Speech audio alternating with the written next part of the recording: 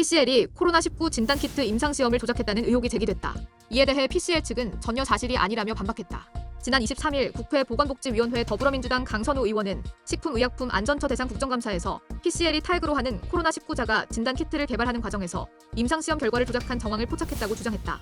강 의원은 PCL은 식약처에 코로나19자가 진단키트 허가를 신청했으나 만장일치로 부적합 판정을 받았다며 그러자 허가 신청을 자진 취하하고 고작 4일 만에 임상시험을 완료해 한 달도 되지 않아 허가를 재신청했다고 말했다.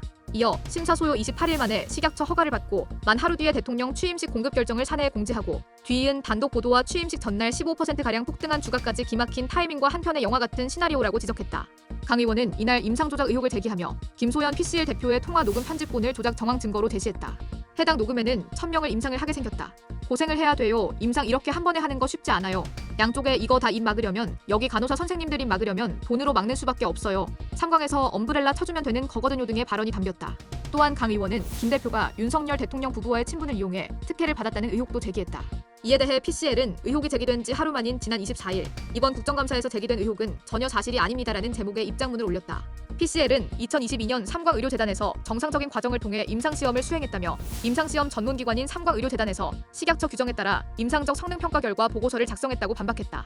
이어 타액자가 진단키트는 국내 승인 전에도 이미 모로코 임상을 통해 유럽 인증을 확보하고 해외 주요국에 수출하는 등 성능평가가 검증된 제품이라며 국내 식약처 규정상 모로코에서 수행한 임상은 모로코 임상기관이 국내 식약처 기준에 해당되지 않아 국내 판매를 위해 한국 임상기관에서 임상을 다시 시행했다고 설명했다.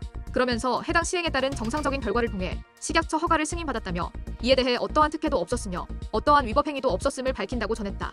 아울러 국감에서 공개된 녹음 편집본에 대해서는 김 대표가 대학교 선배에게 임상 검체 시행기관을 소개해줘서 개인적으로 고마움을 크게 표시한 것이라며 녹취에 등장한 몇몇 표현은 여러 부분이 짜깁기 된 결과 왜곡돼 공개된 것이라고 주장했다. 이어 특히 검체 수집 비용에 대해서 과다하게 책정돼 돈이 많이 든다는 내용을 친한 선배에게 다소 편하게 표현하는 과정에서 발생한 오해이지 그에 대한 어떠한 불법적인 내용도 언급한 것이 아니다라고 강조했다.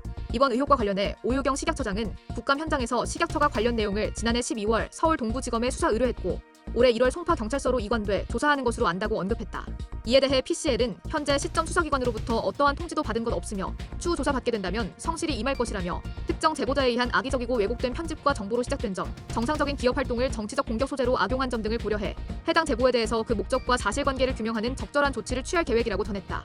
한편 복지위는 24일 표결을 통해 이번 국정감사 증인으로 채택됐지만 불출석한 김 대표와 김인규 전 CFO, 황성윤 전 경영자문위원 등 3명을 고발키로 결정했다.